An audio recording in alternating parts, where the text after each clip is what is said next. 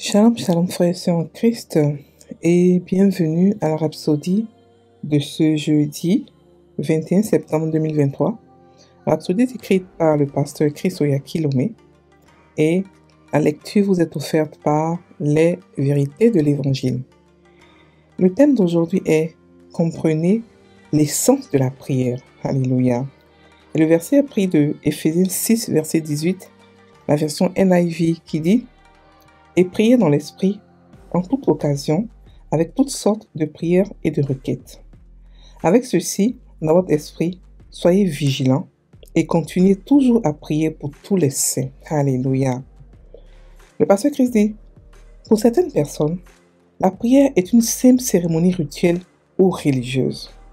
Par exemple, les pharisiens, les sadducéens et les scribes à l'époque de la Bible s'adonnaient à la religiosité de la prière, mais pas à sa véritable essence et signification. Mais ce n'était pas le cas avec les patriarches de la foi comme Abraham, Isaac et Jacob. Ils ont compris l'importance et le pouvoir de la prière en tant que communication efficace avec Dieu. Le Seigneur Jésus a également démontré le pouvoir de la prière avec des résultats étonnants. Ses disciples ont remarqué cela et lui ont demandé de leur apprendre à prier efficacement. Ils désiraient prier de manière à ce que Dieu les entende et leur réponde. Ils voulaient une véritable connexion avec Dieu, où leur prière aurait un impact significatif, et cela est devenu leur expérience. En étudiant le livre des Actes des Apôtres, et particulièrement les Épîtres, vous découvrirez des informations précieuses et des conseils pratiques sur la manière de prier efficacement. Les apôtres ont suivi les traces de Jésus et ont eux aussi expérimenté des résultats remarquables et ont transmis cette précieuse connaissance à l'Église. Ainsi, nous comprenons que la prière est l'idée de Dieu. Il veut que nous prions par ce qu'il veut répondre. La prière lui donne le droit d'intervenir dans les affaires des hommes et d'établir sa volonté sur la terre. Par conséquent, nous prions avec la compréhension que nos prières rendent une énorme puissance disponible, dynamique dans son œuvre. On peut le lire dans Jacques 5, verset 16. Nous avons des livres sur la prière qui vous aideront à comprendre le sujet. Commandez ou téléchargez ces livres sur l'application Store de la Rhapsodie. Fin de la Rhapsodie. Alléluia. Alors, c'est un thème aujourd'hui très important et très intéressant dont il parle aujourd'hui. Il parle de l'essence de la prière. Il parle de qu'est-ce que c'est que la prière, l'efficacité de la prière, la différence entre la prière religieuse et la prière de l'esprit. La prière qui est dirigée par Dieu, la prière qui est agréée par Dieu. Alléluia. D'abord, nous devons comprendre une chose. La nouvelle création n'est pas celle-là qui supplie Dieu comme avant, comme au temps de Moïse. Nous, Dieu a décidé de venir vivre en nous. Nous, on est comme Jésus. Jésus a dit quoi? Que tu m'écoutes, tu m'exauces toujours. Nous, on a été mandatés pour avoir nos prières exaucées. Oui. Il y a eu un décret. Quand lorsque nous prions, nous sommes toujours exaucés. Parce que le péché pour nous n'a plus de pouvoir sur nous. Le péché n'est pas un facteur sur nous. Donc nos prières ne sont pas écoutées à cause du péché. Non.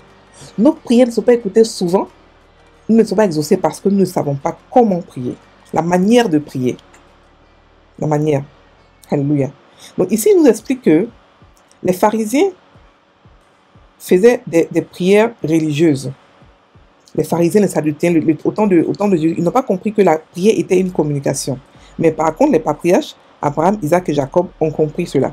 Et ils ont utilisé la prière pour communiquer avec Dieu, pour imposer les plans de Dieu dans ce monde, pour imposer la volonté de Dieu.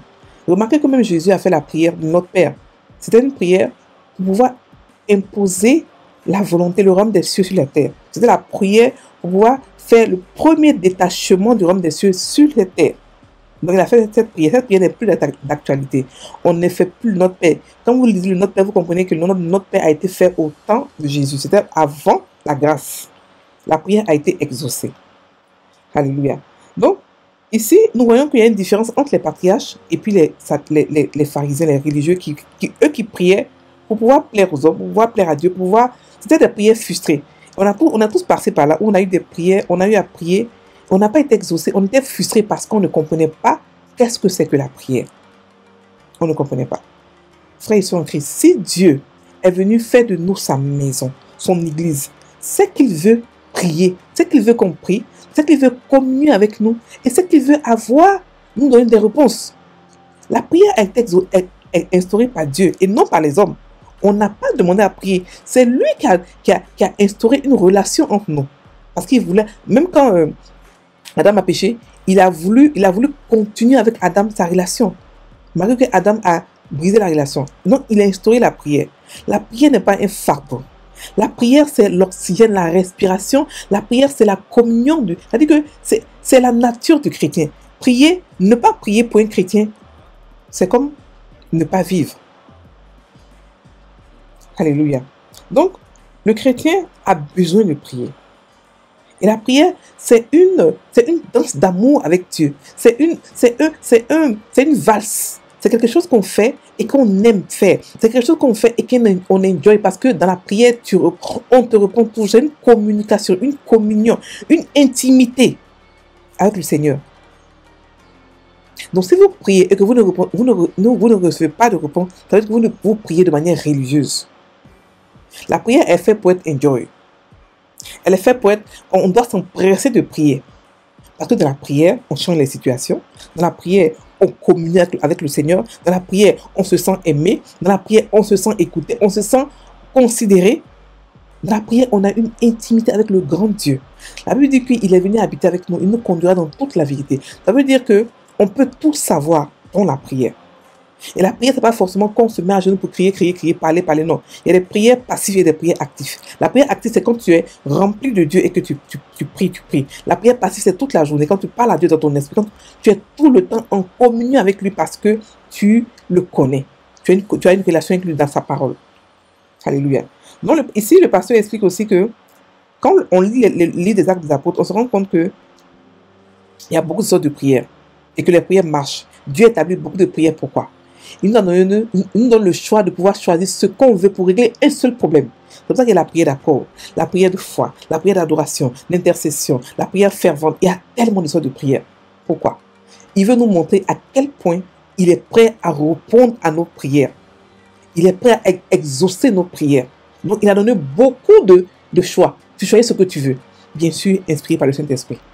Alléluia. Donc, ici, voilà. Donc, Jésus avait des résultats toujours. C'est pour ça que ses disciples ont demandé, Seigneur, apprends-nous à prier. Pourquoi? Parce qu'ils ont vu que lorsqu'il prie, il a des résultats. Il est exaucé. Donc, ils ont dit, aide-nous à prier comme toi. Apprends-nous à prier. Parce on prie religieusement, on n'a rien. Mais toi, Jésus, on voit que quand tu pries, tu es exaucé. Apprends-nous à prier. Et ils ont regardé comment est-ce qu'ils prient. Et après, quand tu rencontres dans le Nouveau Testament, tu rends compte qu'ils n'ont jamais fait la prière de notre Père. Ils ont fait des prières d'accord, ils ont fait des prières d'adoration, ils ont fait des sortes de prières, sauf le Notre Père. Parce qu'ils ont compris que la prière n'est pas une religion. La prière, c'est pas quelque chose qui est déjà tracé, qu'on note, on écrit et puis on lit. Non, la prière sort de l'esprit. Il a dit quoi? Jésus a dit quoi? Les vrais adorateurs sont ceux-là qui adorent le Père en esprit, en vérité. C'est-à-dire que l'esprit, on ne sait pas ce qu'il va dire.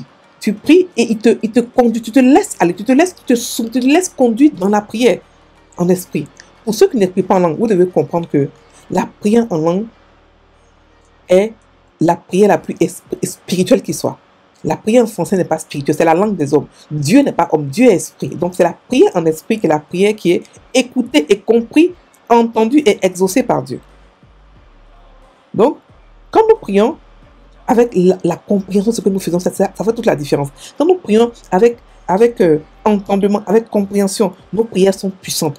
Chacun de nous, chaque chrétien, lorsqu'il prie, lorsqu'il médite, lorsqu'il étudie sa parole, il met la puissance de Dieu disponible pour tout changement. C'est-à-dire que quand tu pries, tu rassembles Dieu, tu rassembles sa puissance, elle est là, elle t'attend. Donc quand tu fais les décrets, quand tu pries, il ne faut pas gaspiller les prières. Quand tu viens de prier, tu dois faire des décrets. Parce que pendant que tu pries, tu as mis la puissance de Dieu disponible pour tout changement. Tout changement. Donc tu pries et tu fais des décrets. Tu parles, on est des rois. Alléluia. Donc, voilà. Donc nous prions pas pour pouvoir plaire à Dieu, non, on prie parce que la prière est notre notre essence. La prière doit se faire. La prière, pour nous, sans prier, c'est étouffer, c'est mourir spirituellement. Nous devons comprendre que pour le chrétien qui ne prie pas, pour le chrétien qui n'aime pas prier, c'est un chrétien qui est pratiquement mort spirituellement.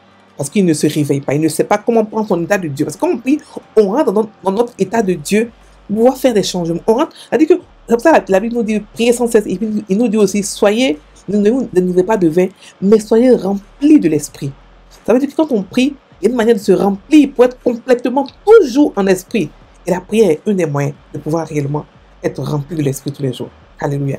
Mais prier avec entendement, ça veut dire quoi? Ça veut dire que prier avec la connaissance de la parole. Sans la connaissance de la parole, vous pouvez prier pendant des jours et des jours pour un miracle qui peut se faire en 1 heure par la compréhension de comment prier dans la parole, à cause de par la parole. Alléluia.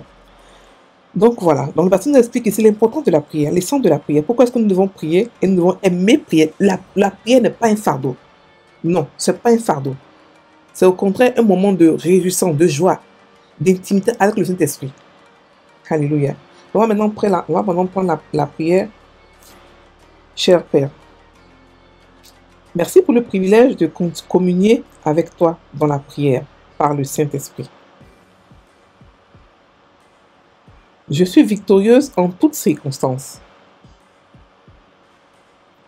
Marchant dans les bénédictions du Seigneur, parce que je vis dans l'autorité de la parole au nom de Jésus. Amen. Soyez sur en Christ. Passez une excellente journée. Soyez bénis.